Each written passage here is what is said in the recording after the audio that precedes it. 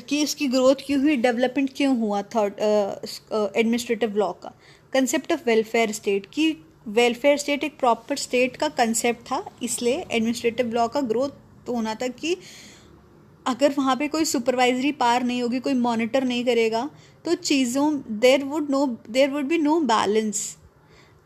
कुछ भी, कोई भी चीज़ हाई हो सकती थी, कोई भी चीज़ लो हो सकती थी। So there was a concept of welfare state. As the states changed their nature from laissez-faire to that of welfare state, government activities increased and thus the need to regulate the same. This branch of law developed. क्या हुआ कि पहले लेजिस्फेयर था, अब जब वो welfare state में आया तो गवर्नमेंट की भी एक्टिविटीज़ बढ़ गई। अब जब एक्टिविटीज़ बढ़ गई तो उनको रेगुलेट करने के लिए भी चीज़ें चाहिए थी। सो दस the branch of administrative law developed. Second is the inadequacy of legislature. What happens, the legislature has the time to make laws, but it do not have the time to administer it. Thus there was a proper growth of administrative law.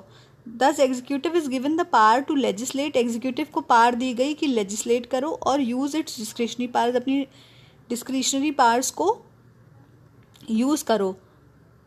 Then comes the inefficiency of judiciary. Judiciary जो है बहुत slow है. It's very high post, it is a very higher stage, higher platform, but the working of the judiciary is quite slow in the court.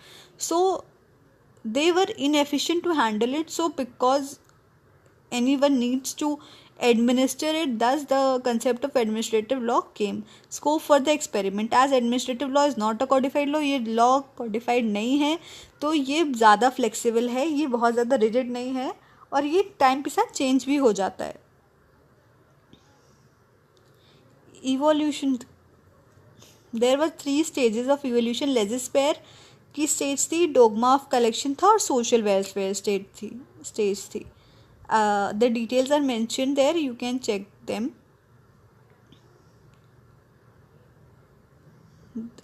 We'll directly move to the conclusion. From laissez-faire to welfare state. laissez-faire से welfare state जाने के लिए क्या हुआ?